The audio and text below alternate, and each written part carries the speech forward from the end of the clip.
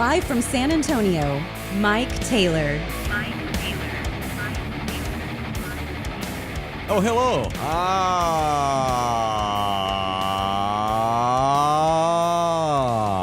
Yes. Well.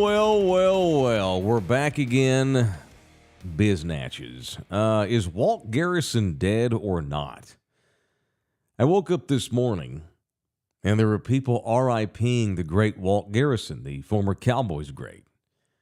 But I haven't seen anything from a major newspaper or a major television station. If it's come down, someone help me out. Right now it's an unsubstantiated rumor. Although Wikipedia also now has Walt Garrison being dead, the legendary Cowboy running back, who so many of y'all, especially you baby boomers that grew up with the Cowboys in the 70s, loved Walt Garrison. And it's all over Twitter this morning, or X, that he has entered Davy Jones' locker. But as I sit up here this morning, trying to figure it out, thank you, via the miracle of the internets, when I go in here and put in Walt Garrison, I'm just getting rando websites, rando tweets about Walt Garrison being dead. DallasCowboys.com has not said anything. Here's Walt Garrison's official Twitter handle. Walt hasn't posted since March. Obviously, if he's no longer with us, he won't be posting anytime soon. So I don't know what the deal is with Walt Garrison. None of the people I follow that cover the Cowboys for the Dallas Morning News or Fort Worth Star-Telegram, the Cowboys Twitter hasn't updated. Actually, an hour ago, the Cowboys Twitter posted Talking Cowboys, their generic Cowboys show that they do every day from, the Star up there in the Metro Sex. So if you see anything definitive about Walt Garrison, let me know, because this is a whole segment if the great Walt Garrison has died today. And I mean, Wikipedia says he's died. Not that Wikipedia is not the most credible news source in the world, but they're pretty good about updating news. I don't know that the Garrison family has said anything. He's 79. He's not ancient. I don't know what Walt's health sitch has been in recent, months or weeks. I haven't thought about Walt Garrison in years. My dad, of course, loves Walt Garrison. So if you boys see something on that, hit me up. All right, it's Mike Taylor Live. It is Fart Drop Thursday. It is our show that we do 4 days a week, 10 a.m. to whenever I get tired and run out of material or say something dumb and need to get out. Or LG's got to drive to Austin to do stuff, or whatever. So here we are with our final show of the work week. And as always, I always thank everybody that watches this thing every day. Thank you for subscribing. It's absolutely free to subscribe on YouTube or Spotify or any of the others. Patreon, we're on that one too. To become a member of our show, in which you get exclusive access to members-only content, you can become a member on YouTube or the Spotify page or Patreon. And is Patreon also just $6 like Spotify and YouTube are as well? What's it cost? Yeah, they're all the same, yep. And buy me a coffee. Oh, okay. And buy me a coffee, $6. Did we set that, or did God set that it's going to be $6? Some we set, and some it was default. So $6 seems to be the norm. All right. Yeah. Most people just do $6. Okay, that's fine. That's my lucky number, by the way. I love the number 6. I've always dug 6. That's my number. Oh, really? Yeah. Mine's 8. Really? That's interesting. I like 8. I like Troy Aikman. But 6 has always been my lucky number, so it's funny you chose $6. Anyway, so it's, again, $6. This right here is $4.50, and to become a member of our programs, it's $6 a month. So that's pretty good. All right, come on, you cough up a bucket, cheap bastard. So I'm not going to mention. I don't want to sit up here and act like Walt Garrison's dead if I don't know for sure, because I have a million thoughts on the great Walt Garrison, but I just don't know. So you boys help me out here into the chat. All right. So jump in here and Mike Check A says, what does TMZ say? I mean, if the most credible news source in America doesn't have it yet, then it's hard for me to run with it. I don't want to look like a jackass up here and talk about how great Walt Garrison was if it's not true. So if you see something definitive, let my ass know. All right, so today we got a lot of other things that I had ready to roll. I didn't, without realizing that I was going to wake up to that. I don't want to call it news, but that all over the internet, the rumors of Walt. But anyhow, I thought we'd boogie to start today and then work our way into football. You know what? It's 10:05 on the Mike Taylor Show.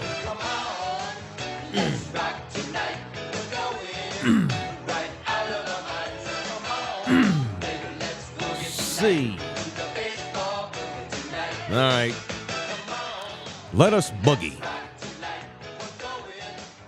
I have received my wish from the baseball gods. I have really been rooting for an all-Texas American League Championship Series, and biatches, that is exactly what we have on our hands here after last night. The Astros go into Minneapolis and beat the Twins 3-2 to set up the All-Texas ALCS. After a scuffling regular season, Jose Abreu, who and the Astros didn't make any effort whatsoever to bring back the Cuban defector Yuli Gurriel. And they went out and brought in Jose Abreu, the veteran slinger, the veteran bopper from, I think he was with the White Sox, and they brought Abreu in, and Abreu, frankly, had a shitty year based on his standards.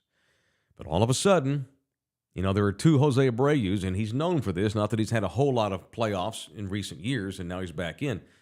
We got regular season Jose, and we got playoff Jose. When last night we got playoff Abreu again. He kicked the Twins' ass in this series. Abreu with another tater last night to give Houston a 2-run lead, a 2-run homer, putting the Astros up 3-1 in the fourth inning, a lead that Houston would hang on to and wind up winning 3-2. Jose Urquidy and 3 relievers, including Dallas's own Ryan Presley, their closer. They shut down the Twinkies and hold them to the 2 runs, and then hold them to just 1 run over 4+ innings after the Abreu home run in the fourth. And it's the Astros back in the ALCS. An Astros team that was up and down all year long. An Astros team that lost Justin Verlander in the offseason to free agency. When the Mets shit the bed, the Astros were diligent and brought Verlander back into Houston. And Verlander's been terrific. It was an up-and-down season for Framber Valdez, who was their number 1 pitcher going into the season when Verlander was in Nueva York. And Framber was awesome at times and eyed at times. It was a very scuffling year. Lots of injuries, several key pitchers out for the year. Michael Brantley he came back this year after missing all of last year, and he's had a good season. But it was just a weird year for Houston. And it wasn't like the Astros even, got hot in August and September and took the division by the horns. Texas tanked down the stretch and basically handed the division title to the Astros.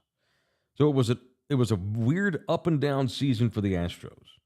But here they are, man, right back in the ALCS for the 7th consecutive year. And this one here is almost a surprise, because this team doesn't look like, on paper anyway, like it's nearly as powerful as last year's or years gone by. It's an Astros team, and it's weird to say, but they almost surreptitiously are here. No one really expected them to make a lot of noise in the postseason because they struggled the way they did at times. They were so streaky. And they're going to play another club in the Rangers, who have been just as streaky all year long. And the Rangers are on fire right now. They beat the shit out of the Tampa Bay Devil Rays in Tampa. Houston got a bye last week in the first round. And then the Rangers go up to Baltimore and just dismantle an Orioles club that won over 100 games.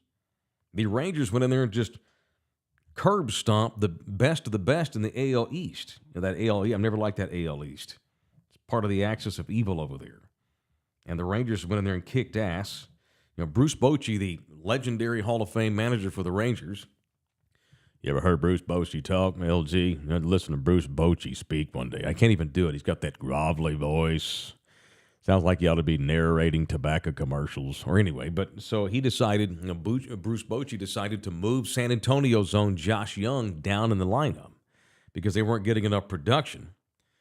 Bosch moves Young down to the 8th spot in the lineup, moves up a kid by the name of Carter, and he basically did that to spread the lineup out because he wasn't getting a lot of production from the bottom half of his lineup, and since he's done that, The Rangers offense is just destroying everybody, and they're getting unbelievable pitching based on the lack of expertise and experience and skins on the wall. They got a bunch of makeshift starters. They really only have 3 starters. In this series next week with the Astros is 4 out of 7. So Texas is going to have to figure out who their 4th starter is, and hopefully they get some rest, and they're able to get their 1 and 2 guys enough rest to come back and pitch on short rest, because they may have to, because Texas really only has 3 quality starters that you can rely on right now in its playoff series.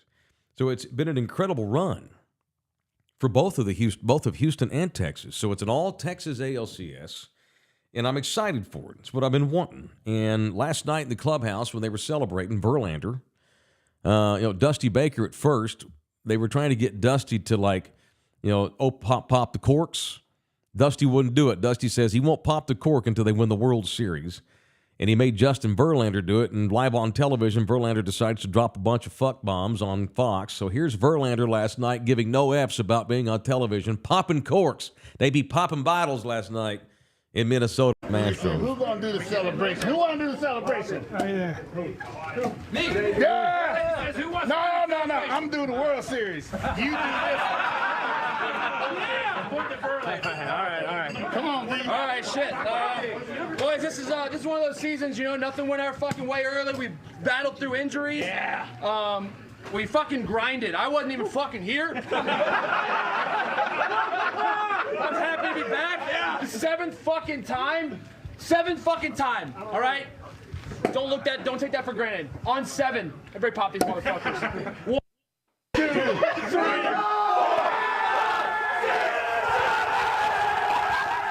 All right, there you go. And FS1 technically FS1's a cable network, right? So they let the bombs go. The hell with it. Just let it run. That's good times. Yeah, they're not really. They can't get fined or anything. No. All right. So I have. That's gratuitous use of that's like someone who uses that word every freaking other word. I bet you he just says the F-bomb every word. Every other word in normal talk. I think he goes home to that wife of his, Kate Upton, the supermodel, like, fucking A, Kate, I'm fucking home. Let's fucking eat. You want some fucking bread? Something like that. Yeah. But every time he tells a story, it's fucking this, fucking that. Yeah. Maybe he was caught up in the moment. Yeah. That was pretty gratuitous. Yeah. But that's okay. As long as he goes out there and puts up Ks and eats up innings and helps the Astros win the pennant. So, here we are, and I've had people say, are you going to root for Houston or are you going to root for the Rangers? You Metro sex. So yeah, I grew up in Fort Worth, not Dallas. I grew up in fucking Fort Worth, not fucking Dallas, fucking watching fucking baseball. Exactly. Yeah. So my father obviously is a lifelong Fort Worthian, and his mama, my late grandmother, who passed in 1991, she lived and mostly died with the damn Rangers. I grew up watching the Ranger games with her every weekend when I would go to my dad's. I would sit up late, and later in my grandma's life, she moved in with my dad and my stepmom. They took care of her. She was old. She had emphysema. And by the way, I don't talk a lot about my dad's mom. I talk a lot about my grandma, my mom's side, and Grandma Becky. My father's mama, her name was Millie Taylor. That woman was a hellion in her day. That woman had a dagger tattooed on her forearm. She was old school. Like in the 50s, she got a dagger tattooed on her forearm. Her whole damn forearm. My grandmother was one of the first women in America to have a tat sleeve in the 50s. Hey, life's a risk. Hey, so that woman was a badass. But anyway, in her latter years, she didn't get out much. And she loved it when I would come over to visit because I was her little television watching buddy. I spent the entire decade of the 80s watching the Rangers mostly suck. Every night, when that woman watched the pregame, every inning, every pitch, and then even the damn postgame. Rangers baseball, and that was my team growing up, obviously. And when I worked at ESPN Radio in Dallas for the 6 years that I did, one of my primary beats as one of their lead reporters was Rangers. I did Rangers postgame show. I went to, 50, 60 Ranger games a year for the better part of 6 seasons. And so, yeah, I was a Rangers fan, big time. And still am, by the way. And so in 2010, when the Rangers won their first pennant, I shed tears for my grandma because it struck me how much she would have loved to have been around for the Rangers finally winning the pennant. And then, of course, the Rangers, with those Josh Hamilton clubs, wind up winning back-to-back American League championships and going to the World Series 2 years in a row. They get stomped by the Giants in 2010. They just completely outclassed. And then, of course, Rangers fans will never forget 2011, in which the Rangers coughed up a 3-2 lead to a Cardinals team that they were better than and wound up losing in Game 7 in St. Louis, and the Rangers' heartbreak still hasn't gone away. Rangers fans will have scar tissue forever over the 2011 World Series. And so, yeah, I was super stoked, But you cannot live in San Antonio for a long, long time, like baseball, be around San Antonians, and not just develop an affinity for the Houston Astros. I love the Astros, too. I love their moxie. I love their swagger. I fucking love Justin fucking Verlander there's a bunch of dolphins in that locker room. They're the enemy of the state in baseball because of the bullshit that went on, with them banging the cans and stealing signs and throwing out signals and stuff. They are forever going to be hated by the country, and I kind of like that, I mean, that's good. That's good motivation when you're the bad guy, and they wear the black hat well. I love Alex Bregman, love Dusty Baker. I like the Astros. My 11-year-old son loves the Astros. Every night we're like, hey, what did the Astros do last night? Oh, they beat the Reds. Okay, cool. So we're fans of both. So I am in a scenario here where I cannot lose. A lot of y'all are going to call me out, and that's fine. Y'all can call me out. That's okay. But I'm going to go ahead and make my mind up on who I'm going to root for. It's not easy because I grew up a Rangers fan. My grandmother would be very disappointed. Nah, she'd be fine with it. She'd understand. I'm not anti-Rangers, and I'm any and all things Texas, and we got 2 Texas clubs here, and I know that they're division rivals and nemesis, and it's going to be a badass series. They don't like each other. Hey, Micah Parsons, the Rangers and the Astros, they keeping it personal. I guarantee you, as they should. But I got to come up with a rooting interest here. I mean, San Antonio's own Josh Young is a Ranger. But I'm going to go ahead and have a rooting interest here. And it is what it is. So here's my rooting. I'm here to make an announcement on who I'm going to pull for right now. So here we go. Live on Mike Taylor Live. Rooting for the Astros, bitches. We're Astros fans. How you like that? There it is. So I don't have any swag. I don't have an Astros t-shirt. So what I did this morning was I went into Nina's closet because Nina's got a couple of Astros jerks. And I was about to say, this is what I'm repping today. Looks a little tight. I'm an Astros fan. So there it is. So you get the full yeah, jerk, we got it. Full we got jerk it. power here. Bet your ass. So yeah, we're rooting for the Astros, Holmes. What's up? You a little cold over there? I'm good. I feel sexy as fuck. All right. You look a little cold. She may not be able to wear this shirt after putting it on my fat ass. Hey, baby, I borrowed your Astros t-shirt. No, she knows. She thinks it's funny. So we going with the Astros here. And y'all can call it cop out or whatnot, but it's like, oh no, but if the Rangers win, don't be fucking rooting for the Rangers in the World Series. Kiss my ass. I will root for the Rangers in the World Series. This is a scenario here where it's like TCU's playing UTSA. That's tough for me. This is a tough series for me. And I know that they hate each other. And all of my family who live in Fort Worth all hate the Astros, but I like the Astros. I certainly respect the shit out of them, and I'm rooting for the Astros, at least for the next week and a half during the ALCS. And if they go to the World Series, great. If the Rangers go to the World Series, great. I am absolutely going to root for the Rangers if they win. But for now, we're Astros fans. All right. That's it. Royce is in here. That wasn't even close to hockey level F-bomb use. That was church speech. Yeah, he's right. Hockey guys cuss big time. That reminds me of an old story. I was actually doing Dallas Stars postgame show on News Talk 820 WBAP, the home of the Dallas Stars. I did postgame for the Stars for 2 seasons, another lifetime ago. And I'll never forget, I'm all nervous, because I didn't grow up a hockey fan. And I'm all trying to make sure that, I know what I sound like I half-assed know what I'm talking about. They got me doing Dallas Stars post-game show, knowing that I'm scared to make a jackass of myself, so I'm already nervous. It's the first game of the season. Here I am. I can't. I even had a subscription to the Hockey News for 3 years, just trying to be a hockey knowledgeable whatever. And so my first post game, and right off the top, I come off and I give like a 5-minute rant about what I thought about the game that night, and it went great. Here's 5 minutes on the Stars. I don't even remember who they played. I don't know, the Flames. They held Jerome McGinley in check and got really good quality ice time tonight from Mike Modano, blah, blah, blah.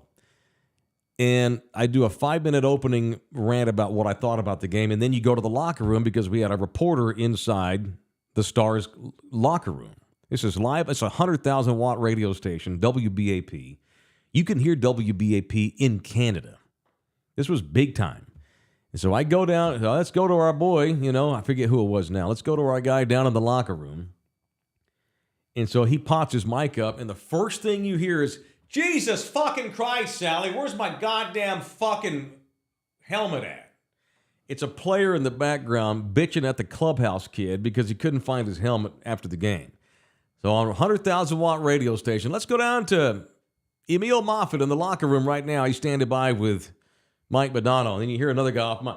Jesus fucking Christ. Where's my fucking helmet, man? So we get 2 F-bombs and taking the Lord's name in vain right off the top. So you're right, hockey players cuss, but that was quality cussing. Royce is he's anti-Astros. Dusty Baker could cure cancer, and Royce would say, took you long enough. Royce is just anti-Houston. That's all there is to it. What are you going to do? Eli, I'm a Dallas native, living in San Antonio since 2005. Still and always be any and all things Dallas. Go Rangers. It's funny you say that because I grew up in Fort Worth as a Rangers fan. Fuck Dallas. I don't give a shit about the city of Dallas. I ain't from Dallas. I'm from Fort Worth, but I grew up a Rangers fan. See, especially when we're talking about pro sports, everybody has their own story, especially the Texas teams.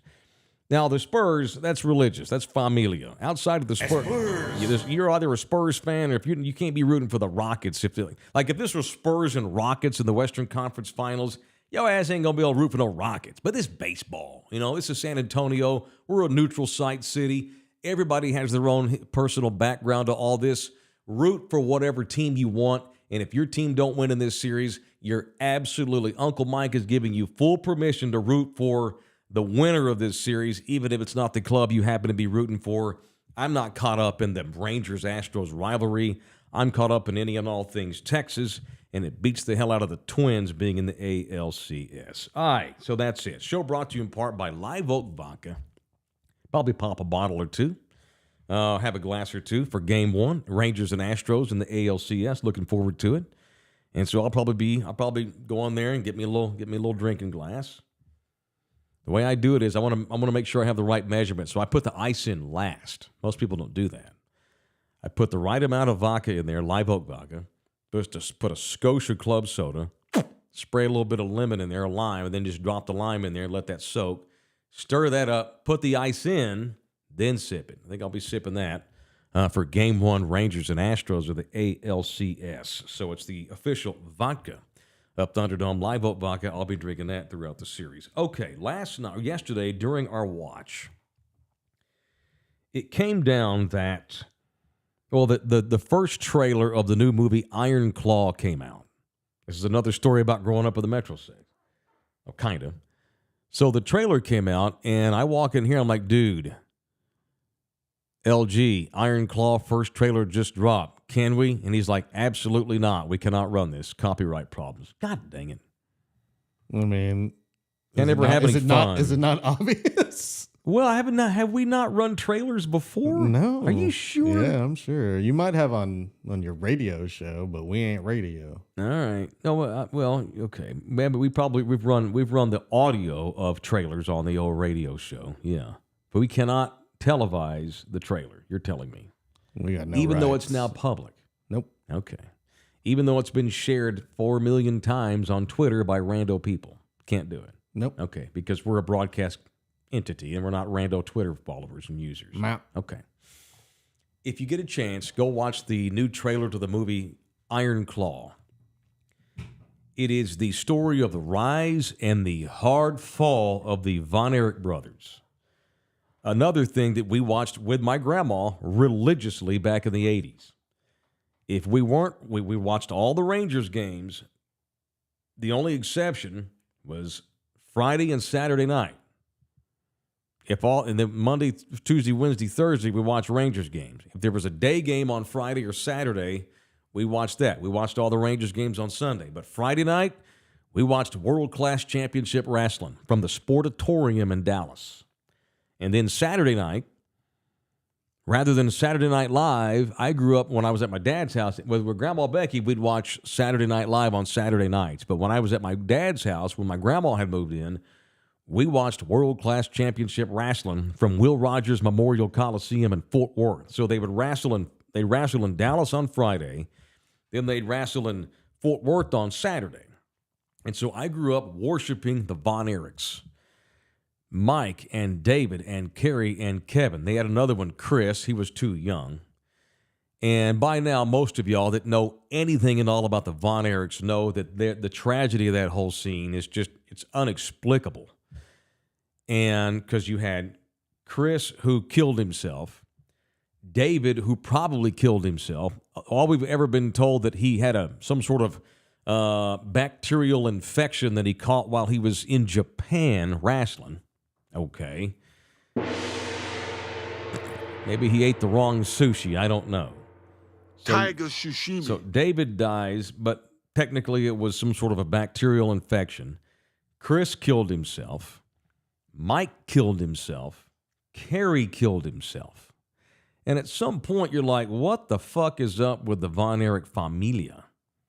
What's going on with this Fritz Von Erich, the legendary wrestler in his own right who came up in the 50s and 60s? And he was the one that created that Iron Claw. He'd stick that on your head. He was a master of illusion. He put that claw on his enemies' heads. And while you're looking at that, he's reaching into his underwear with his left pocket and slowly bringing his hand up and and all of a sudden, he's bleeding. Fritz Von Erich was the only human being in history to be able to literally squeeze the blood out of your temples with his fingers. That's great. And so he taught that damn claw to his sons, and he had high hopes for his two oldest boys, but when it didn't work out, he turned to a couple of his younger boys, Kerry and Kevin. And of course, the only surviving brother is Kevin. And at one point, and I'd love to have Kevin on this show. I'm still trying. I have reached out to Kevin's representatives. I would love to get Kevin to come on one day. That'd be so cool. Kevin, of course, was noted for wrestling barefoot in a sport that was so tough in which everybody had boots on. He's out there in bare feet wrestling. And after Kevin retired, I think, and I'd like to, and I've never heard him actually say this for the record. That's why I'd like to have Kevin on. I can only imagine, it's at one point Kevin decided because they all grew up in Denton, which is way the hell up north Metro Sex, Denton County, where University of North Texas campus is. At some point, Kevin decided he was going to move to Kauai, a rogue, rural island in the hellscape. And he lived out there 20 years, I think. He raised his boys in Hawaii. But here lately, Kevin has moved back to Texas, and of all places, Kevin now lives in Barney, of all places. Kevin just had that night with Kevin, an evening with Kevin Von Erich. I think it was Kevin and then Dale Hansen, I think, the longtime TV guy up at the Metro Sex. They had a thing, I think, at the Aztec Theater a month ago or so. And it was just Kevin talking about his life. I unfortunately did not get to go. I've always just assumed that Kevin decided to get away from all of that tragedy. That's the reason why he decided, you know what, I'm moving to Hawaii. Hawaii is a lot like Alaska, where a lot of people that are not from there that just moved there, maybe you're a millionaire and you just want to live in paradise, that's fine. But a lot of people move to Hawaii as an escape from their past back on the mainland. Same thing with Alaska. And I always assumed that the reason why Kevin just packed up and went to the hellscape is because how can one man go through so much tragedy, literally buried all of his brothers, all four of them. And so anyhow, long story, a little bit less long. There's a movie now that's about to come out, and the first trailer got released. about the rise and fall of the Von Erichs, and I can't wait to see it. And the cast is sublime. The great Jeremy Allen White, the young man who won an Emmy Award for his portrayal of the chef on the Bear. Did you watch The Bear? Did you not? Both seasons? I'm assuming. No. None of them? I have not. Dude, you really should. It's really good. And Jeremy, did you watch Shameless? Yeah, I've seen Shameless. He played Lip. Yeah. Yeah. It was great. Yeah. And he's sensational in I The never Bear. finished that show, though. Shameless? Yeah, I never got to the end. I think I got to like 5 seasons, though. Really? It was I think it was a pretty long-ass show. I think it was like 9 seasons. Yeah. With the great William H. Macy. But I discovered Jeremy Allen White for his portrayal of one of William H. Macy's sons in Shameless, and he was terrific, and he's even better as in The Bear. So good. And he's playing Kerry Von Erich in this movie. Zac Efron, of all people, is playing Kevin. So I'm just totally jazzed to see the movie. Can't wait to go see it. I grew up worshiping the Von Erichs. Used to sneak into the Will Rogers Coliseum.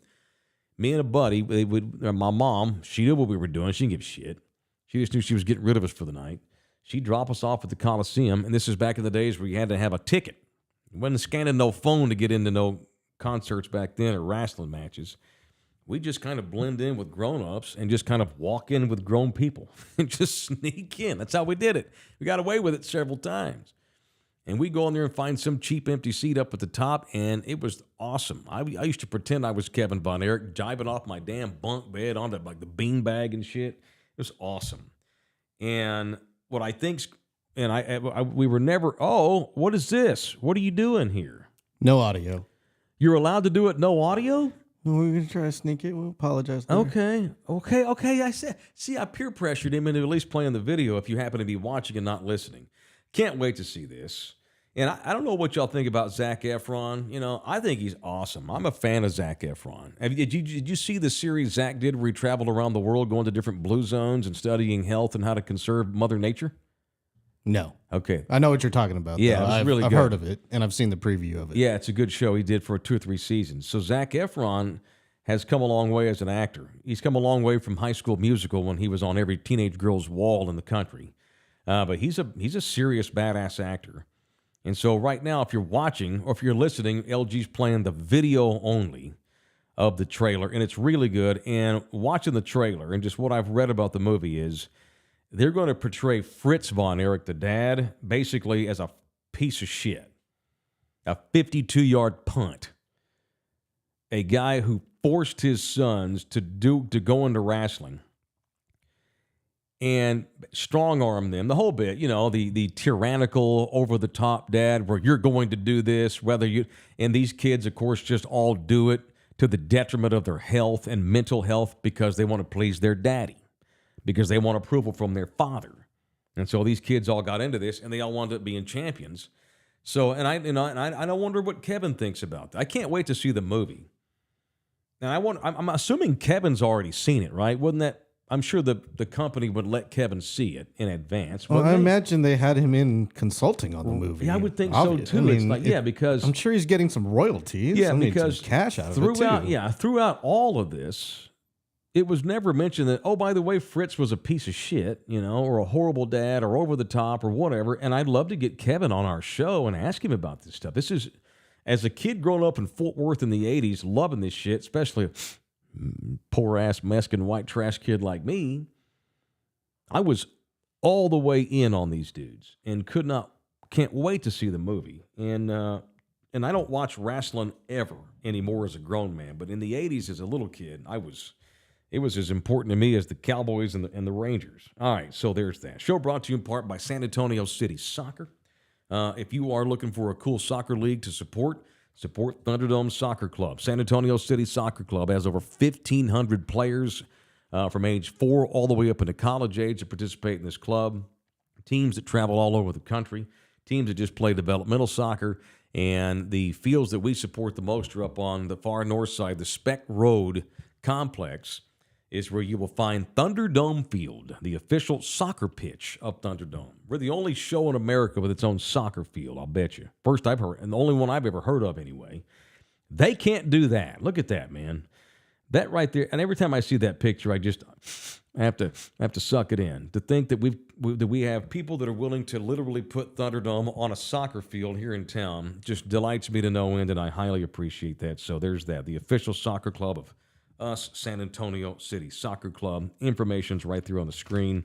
DM me if you're interested in finding out more about how we support our soccer club, San Antonio City Soccer Club. All right, what else today? Ruben's in here. Looked like there might be a Flair character in that movie. I hope there is. And I hope there's a Jimmy Superfly Snuka character. We'll see, you know. I grew up, that was my guys, man. I'd go, they'd have the undercard, and they'd always put at least one Von Erich on the undercard because that's what drove the white chicks out. That made the white chicks want to go see it. But you had guys like the Freebirds were their arch enemies. I was into wrestling so much, I even had the cassette tape that the Freebirds released. They released several songs, rock songs. Michael Hayes, Buddy Roberts, Terry Gordy. Those were the three Freebirds. They released tunes, and I even bought the cassette tape as a kid and rocked it out. Bad Street USA. That was the name of their record. God almighty, the memories. You had the Iceman King Parsons. Kamala, the Ugandan giant who was really from Mississippi. And that was Kamala would go out, and he'd have like a moon and a star tatted on his belly, and that'd be his big bit. He'd smack on his panza. That's how he was getting ready to go kill people in the ring. Fat! It's a good time, man. It's a good time to be white trash of the 80s, and I enjoyed every minute of it. All right, so there's that. We're waxing nostalgic today with Thunderdomers, apparently. But, and I'm going to make nostalgia and modern times relate. All right, so we're coming off a horrific Cowboys defeat. A 42-10 debacle in San Francisco on Sunday night. The Cowboys, thank God, have an extra day to mull it over as they get ready to go up to L.A. and take on the Chargers on Monday night. And a lot's been said this week about the locker room mentality. Guys are pissed. CeeDee Lamb's throwing a fucking temper tantrum on the sideline. Dak Prescott sucks. We got media galore overreacting to everything across the country. If Dak Prescott were a New Orleans Saint, no one would care. But he's got a star on his helmet, so therefore we have to completely overanalyze everything he does, even if it's fair or not, or unfair, or overreaction, or whatever. It is what it is. We want to label Micah Parsons the next Lawrence Taylor. He has a shit game. Well, never mind, he's totally overrated. Well, you overrated him. The real world never overrated Micah Parsons. Micah Parsons is a terrific young player in the NFL. He is not Lawrence frickin' Taylor, And so anyway, it's just typical Cowboys overreaction to a bad loss. And a lot's been said about that locker room. Is Mike McCarthy and Dak Prescott, frankly, going to be able to keep that room from clicking up? Because you got CD looking like he's pissed off because he's not getting the ball, or he's pissed off at McCarthy for calling the wrong plays or whatever. There was it's like, is anyone going to get pissed? Dak never looks like he's pissed. I'd like to see Dak get pissed on the sideline one day. That'd be cool. Show me you're a human being, Dak. Who used to get pissed off on the sideline all the time? Troy Aikman did. There is a legendary YouTube clip. How long is this piece here? How long? About 30 seconds or so, 45 seconds? You talk about some arbitrary, gratuitous cussing. There's a YouTube clip that I have played before on the old radio show of a very, very pissed off. This is in the Barry Switzer years when Aikman had it with all the bullshit. And this is a quick montage of Aikman stomping around the sideline with murder face because he's pissed off over the lack of, he's pissed off because the Cowboys are playing like a bunch of peaches. Roll that tape, LG. Hey, guys, that's a embarrassment out there. That's a damn embarrassment. We can't block anybody up the now or hugging the ball early. Junior League. Somebody's got to get their attention. And I'll tell you, Jack, I am tired of being a guy who's got to run down everybody's damn throat all the time. Why don't we have a coach who gets over there and does something about it? Instead, we want to go over and pat everybody on the ass, and they haven't done a job all night. Guys out there off, and nobody says anything about it. We got a head coach who won't say anything about it. We got coaches offensively who won't do anything about it. I mean, enough's enough. The babysitting's over. All right, I love the quarterback's coach. I think it's Jack Kemp. Troy. No, fuck you. I'm sick of this shit. Switzer stands over there with his thumb up his ass and his other hand eating a hot dog, and I'm the one that has to be the bad guy and jump on everybody's ass. He wanted coaches to hold some MFers accountable. Well, see, there's an example of using cuss words as emphasis rather than gratuitously. Like you're right. Video. I called it gratuitous, but after watching that, Troy used all his F-bombs in the right sequence. Exactly. And they were sentence enhancers. Yeah. You know what? Roll that again if you have it back. I'm sorry to do that to you if you already killed it. No, that's how you cuss. That's how you get a lot of cuss words in it. It makes sense. Out there. That's a damn embarrassment. We can't block anybody up the down or hogging the ball early. Junior League. Somebody's got to get their attention, and I'll tell you, Jack, I am tired of being a guy who's got to run down everybody's damn throat all the time. Why don't we have a coach who gets over there and does something about it? Instead, we want to go over and pat everybody on the ass, and they haven't done a job all night. Guys out there off, and nobody says anything about it. We got a head coach who won't say anything about it. We got coaches offensively who won't do anything about it. I mean, enough's enough. Babysitting's over. Enough's enough. The babysitting's over. Love it, man. Love that shit. You can still do that in today's modern game. You can, if you do it organically and you spread it out and you do it when it's most necessary. There's a time to not cuss, and there's a time to fucking cuss.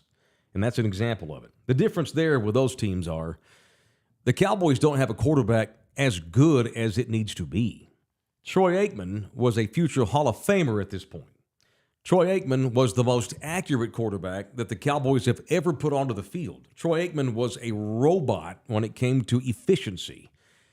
He was Spurs-like with his ability to run plays, methodically and robotically and mechanically sound where it worked all the time. But then later in his career, and of course Aikman he would bitch at that offensive line all the time because they stunk, and Aikman's getting a concussion once a week. And you fast forward to this shit they got now. We got Micah Parsons crying on his podcast, CeeDee Lamb throwing a temper tantrum. Maybe it's time for McCarthy to get his ass over there and do some screaming. Do some goddamn disciplining. Bench a motherfucker.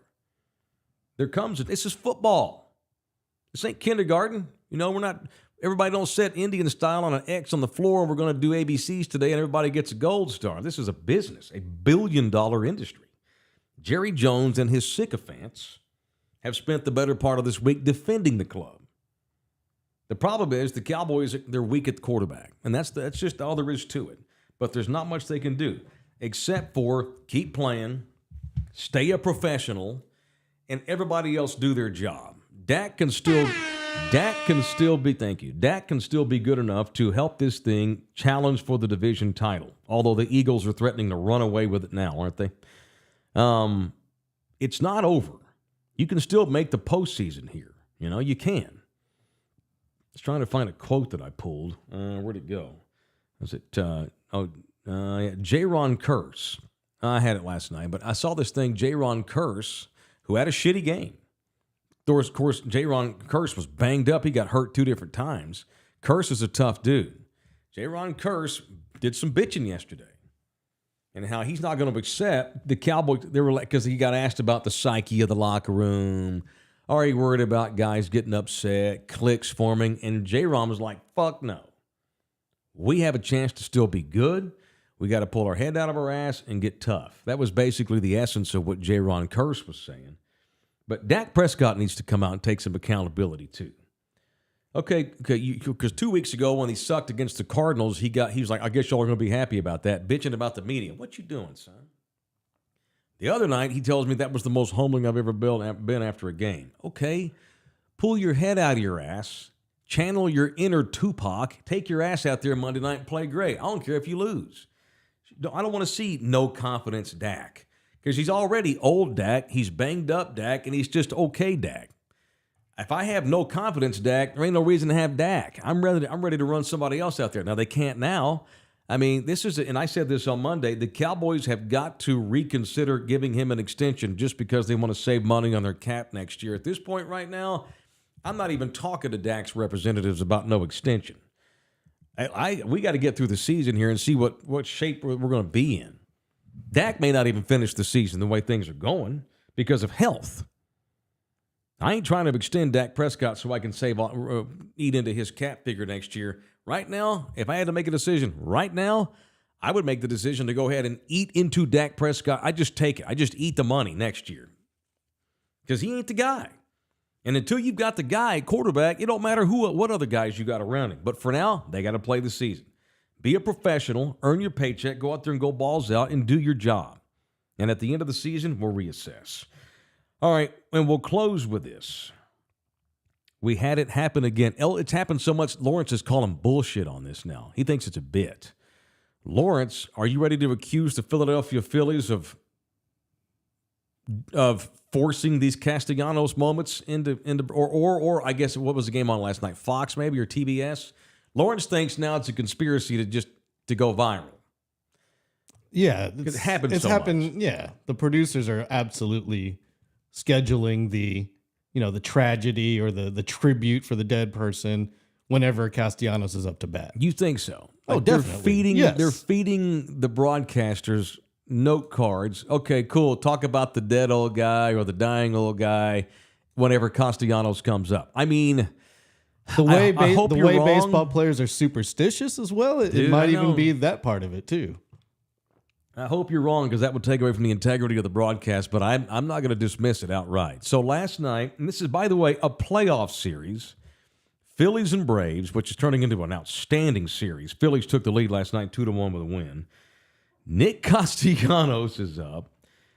And so the longtime Phillies manager, he's retired now, the great Charlie Manuel, who was their manager when the Phillies won the World Series like in 2011, something like that.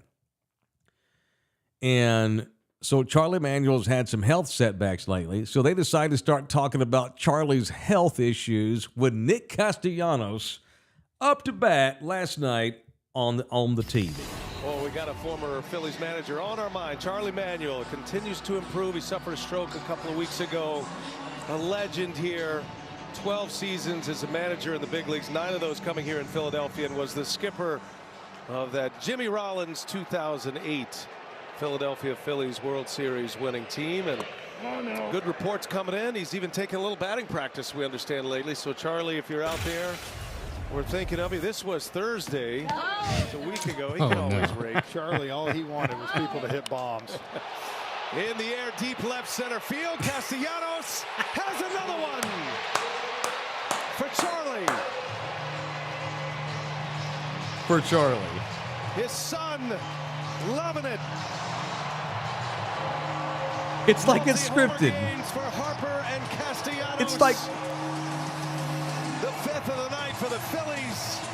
And it's 9. That's a good angle they got right there. That's a great angle. Because they have so much access now. They have too much. They're interviewing players after an at bat in the dugout in the middle of the division series. It's crazy. But anyway, dude, that looks like a cheesy made-for-television Hallmark scene right there, written on paper in a script form, and that happened in real life last night. It's unbelievable. It's incredible. I don't know if I'm going to be putting on this headset again.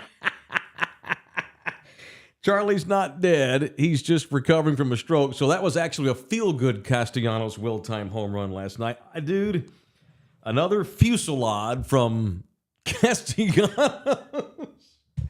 While talking about something real poignant and melancholy. Dude, I don't know.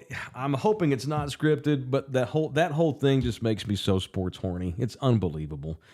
Speaking of being sports horny, what a hell of a week. We got college football in full swing. Cowboys on Monday night having drama. Rangers and Astros. Wembanyama's in training camp. It's a beautiful time to be alive, and it's a beautiful time to watch this sports podcast that I would put up against any podcast or radio show in Texas because of our quality broadcast, the quality that we bring. We bring absolute quality to our broadcast each and every day, Monday through Thursday.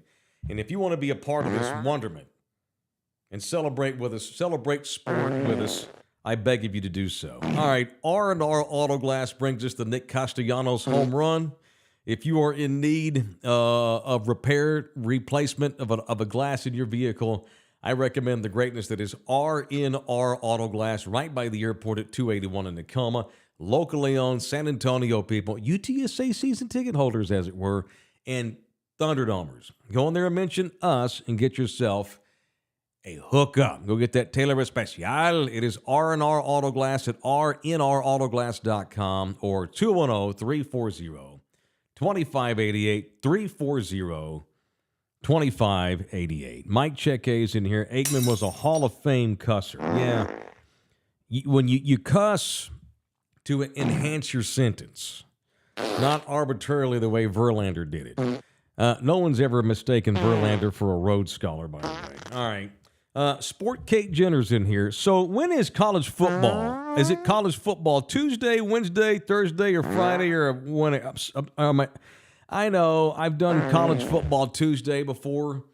So I made the decision as the executive director of my own show, the executive content director of my own show. I'm not going to have a college football Tuesday. We're going to talk college football as needed.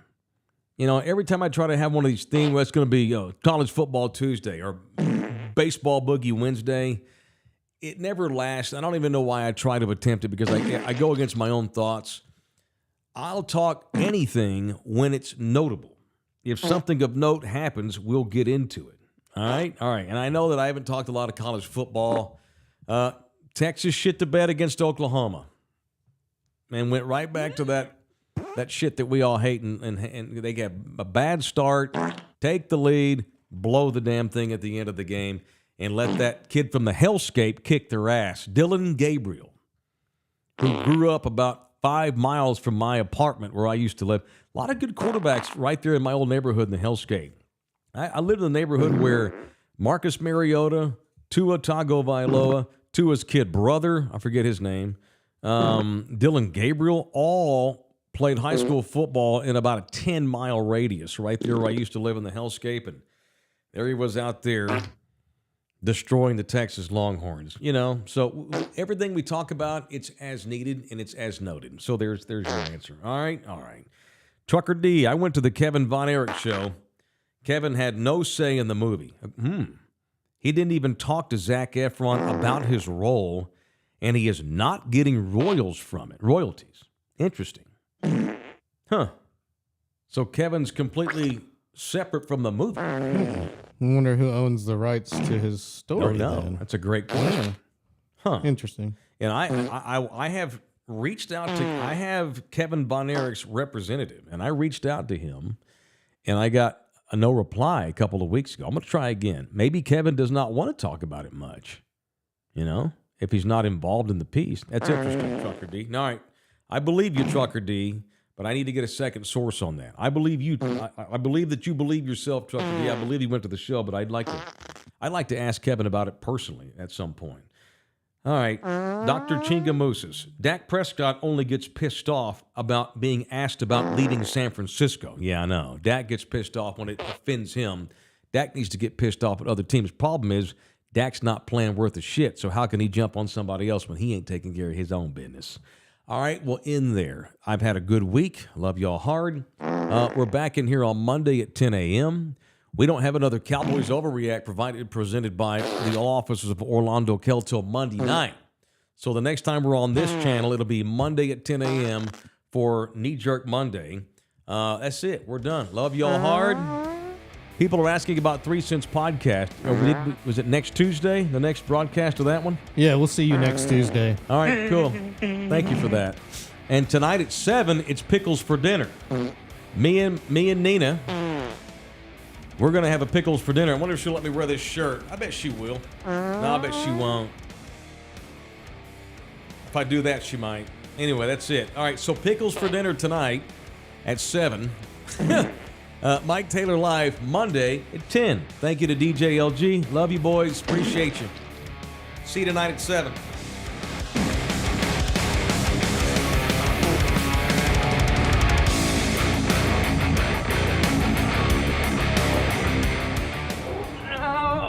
Come back, you puppy! This program was made possible by contributions from viewers and listeners like you. Thank you.